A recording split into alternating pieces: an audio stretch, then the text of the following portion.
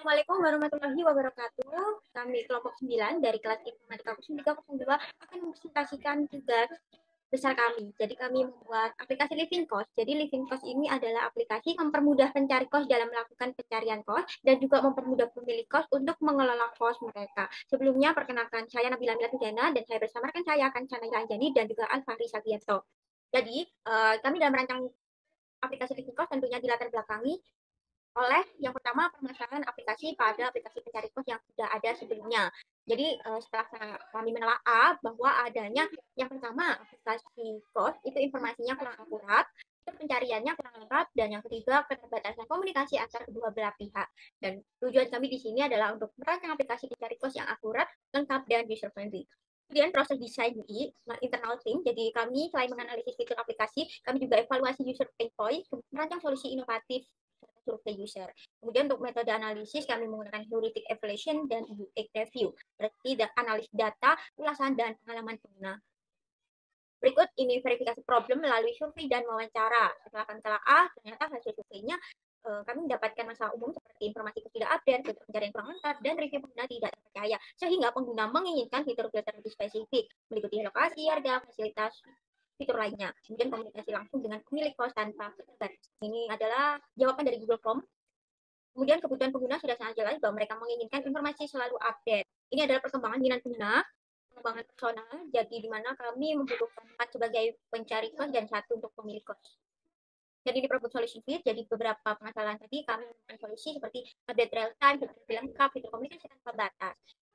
Kemudian proses bisnisnya, jadi yang pertama untuk pemilik kos, tentunya mereka harus login dulu, kemudian mereka boleh melakukan pembelian kos premium untuk mendapatkan fitur yang lebih, kemudian memperbarui informasi kos yang tersedia, dan berinteraksi dengan penyewa sampai hingga melakukan konfirmasi transaksi. Kemudian untuk pencari kos juga sama, mereka harus login dulu, kemudian melakukan pencarian kos, dan nantinya terdapat detail kos, dan bisa berkomunikasi dengan pemilik sampai pemesanan.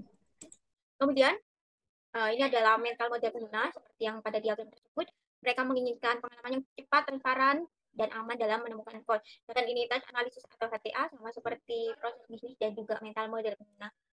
Dan untuk konseptual model, homepage pencarian cepat ini menyediakan kotak pencarian, rekomendasi kos terdekat, dan fitur praktis. Kemudian di tampilan daftar kos itu seperti marketplace, jadi ada foto, harga, rating, dan fasilitas utama. Kemudian detail kos informatif dan fitur chat dengan pemilik, serta adanya sistem reservasi dengan jelas. Ini ada desain standarnya, jadi kami menggunakan color palette seperti ini, ada hitam, biru, putih, merah, abu-abu, dan hijau. Kemudian tipografinya kami menggunakan Popin karena Popin adalah font yang mudah dikenali banyak orang begitu. Dan di sini ada ikon atau animation untuk mendeskripsikan sebuah fitur tanpa harus memberikan kata di dalam tersebut. Baik, pada slide pertama, navigasi dibedakan menjadi dua berdasarkan jenis pengguna, yaitu pencari kos dan pemilik kos. Untuk pencari kos, menu navigasi terdiri dari cari, favorit, chat, and profile, sedangkan untuk pemilik kos adalah beranda, tambah kos, and profile. Setiap menu dirancang sederhana agar memudahkan pengguna berpindah antar fitur.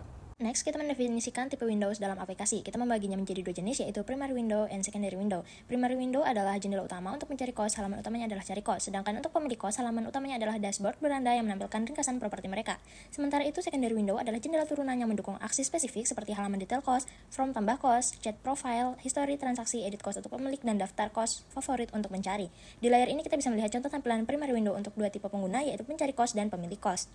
Baik, pada slide ini, step 6, kita akan membahas mengenai perangkat input aplikasi Living Cost terlebih dahulu. Untuk pemilik kos, input utama berupa text field seperti nama kos, alamat, harga, dan jumlah kamar. Ada juga checklist and toggle untuk preferensi kos seperti akses 24 jam, boleh bawa hewan, dan yang lainnya. Pemilik kos juga bisa mengunggah beberapa gambar kos dan melihat previewnya sebelum submit. Untuk pencari kos sendiri, karena mayoritas pengguna menggunakan smartphone, maka interaksinya itu dominan melalui touchscreen seperti tap, scroll, and swipe. Mereka bisa tap kolom pencarian, scroll hasil kos, dan pakai keyboard virtual untuk mengetik kos yang ingin dicari. Next, ada output dari aplikasi Living Cost. Untuk pemilik kos sendiri, output muncul dalam bentuk progress indikator saat proses output berjalan, dan ada juga pop-up berhasil yang muncul setelah data diunggah. Pop-up ini bisa berupa text message dengan teks seperti berhasil diunggah, sedangkan pencari kos akan melihat hasil pencarian dalam bentuk visual yang menarik. Ada gambar, kos, harga, dan lokasi yang ditampilkan secara singkat. Saat filter aktif, akan muncul penanda warna biru sebagai indikator elemen yang sedang dipilih. Next, ada UI control dari pemilik kos. Yang pertama ada FAB atau floating action button untuk menambahkan kos baru. Ada beberapa text field seperti nama kos, alamat, harga per bulan, dan jumlah kamar. Lalu ada checklist untuk preferensi kos, and tag button untuk memilih fasilitas. Tombol icon silang atau X berfungsi untuk menutup form dengan cepat, dan tombol aksi unggah digunakan untuk menyimpan data. Saat proses berjalan akan muncul loading screen, dan di bawah tombol unggah ada hint untuk mengingatkan pengguna agar mengisi data dengan benar. Next ada UI control pencari kos. Di sini ada beberapa elemen penting seperti search bar untuk pencari kos, filter dropdown untuk mengurutkan berdasarkan harga, jarak, dan rating, serta filter panel yang menggunakan segmented button, checkbox, and tag button. Lalu tampilan hasil pencarian dibuat dalam list view berbentuk card lengkap dengan foto, nama, harga, dan tombol favorit. Bagian navigasi utama ditaruh di tab bawah, berisi menu cari, favorit, chat, and profile. Next ada justifikasi perubahan pada step 6. Di sini untuk pemilik kos hanya ada 3 tab, beranda, tambah kos, dan profile. Sedangkan untuk pencari kos ada 4, yaitu cari, favorit, pesan, and profile. Perubahan ini bertujuan untuk navigasi supaya lebih intuitif dan sesuai dengan kebutuhan masing-masing user role, baik itu pemilik kos maupun pencari kos. Adapun beberapa perubahan yang terjadi di sini yaitu penegasan tab lebih aktif, gaya visual yang konsisten dan modern, tampilan yang lebih minimalis, serta keseragaman antar tipe pengguna. Next, step 7 ada readability, convey system, and user task pemilik kos. Kami menambahkan sentuhan personal seperti Hello Ningsih untuk membuat suasana lebih fun namun tetap profesional. Selain itu, ada beberapa tooltip yang dapat membantu user, diantaranya adalah untuk mendeteksi kalau belum ada kos yang ditambahkan. Selanjutnya ada notifikasi untuk update penting, serta animasi loading saat upload kos. Ada juga snack bar sukses atau gagal yang langsung memberikan feedback kepada pengguna. Terakhir ada readability, convey system, and user task dari pencari kos. Kami buat interaksi lebih komunikatif dengan sapaan Hello Pau dan pesan singkat di halaman utama. Search bar dirancang dengan jelas dan simple, lengkap dengan fitur detection and correction. Animasi loading muncul saat mencari kos, dan ada snack bar yang membantu menyampaikan kalau pencarian gagal atau kos tidak ditemukan. Terima kasih. Baik, mungkin kita bisa langsung masuk kepada aplikasi Living Kos. Yang pertama kita akan melihat sebuah pilihan masuk sebagai pemilik kos atau pencari kos. Pada tahap ini saya akan menjelaskan satu persatu, yang dimana saya akan masuk sebagai pemilik kos, lalu masuk sebagai pencari kos. Setelah masuk sebagai pemilik kos, kita akan diarahkan pada tampilan login. Login ini jika kita sudah mempunyai akun, kita bisa memasukkan username, password, atau login menggunakan Google, Facebook, dan Apple. Dan jika belum mempunyai akun, maka bisa klik daftar sekarang. Nah, setelah login, kita akan lanjut ke pada tampilan beranda atau tampilan awal dari pemilik kos. Di sini ada beberapa fitur-fitur utama seperti notifikasi, kelola kos, penghuni pesan, transaksi, dan tambah kos, dan akun atau profil. Jadi di fitur kelola kos ini, eh, kita bisa mengelola kos-kos yang sudah ada atau yang sudah kita masukkan.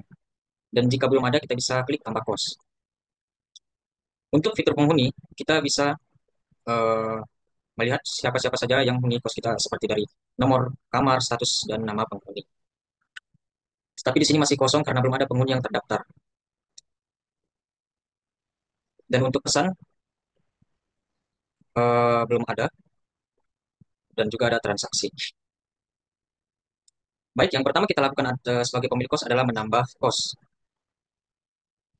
Tambah kos ini eh, berupa inputan seperti nama kos, alamat, harga per bulan, dan jumlah kamar, beserta preferensi kos seperti akses 24 jam, boleh bawa hewan peliharaan, parkir luas, boleh pasangan suami istri, wifi tersedia termasuk listrik, beserta fasilitas-fasilitas dan foto-foto kos. Mungkin kita coba unggah. Di sini kita mendapatkan notifikasi atau tampilan seperti gagal mengunggah, yang karena kasusnya dari tambah kos tersebut kurang lengkap. Mungkin kita bisa klik coba lagi. Nah, di sini kita harus melengkapi seperti permintaan yang ada nama kos, alamat, harga per bulan, dan preferensi kos.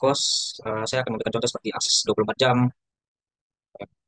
parkir luas, wifi tersedia, dan untuk fasilitas seperti kamar mandi dan foto-foto kos. Lalu saya coba, ya berhasil karena data-data kos sudah saya lengkapi. Dan setelah berhasil diunggah, kita bisa langsung klik, maka diarahkan kembali ke beranda. Yang dimana pada beranda yang awalnya daftar kos kosong, setelah kita mengunggah, daftar kos tersebut terlihat ada. Nah, setelah daftar kos ada, kita bisa melihat seperti pesan, yang dimana ada cari kos, lakukan chat atau pesan, dan bisa melihat penghuni. Misalnya tambah penghuni yang seperti ini, kita memasukkan input manual, dan untuk transaksi seperti ini, sebelumnya kosong, dan setelah saya memasukkan kos, untuk transaksi sudah tersedia.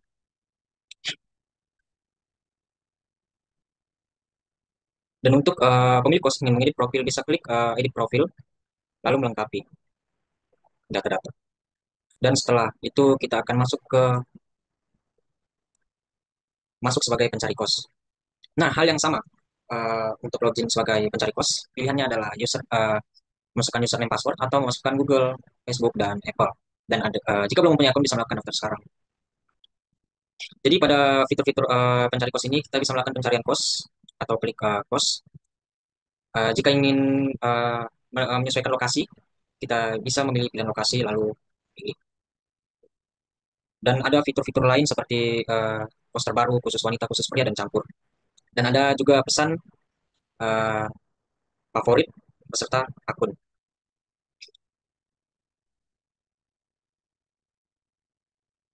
Mungkin sekian penjelasan dari aplikasi Living Cost beserta fitur-fiturnya. Sekian dan terima kasih.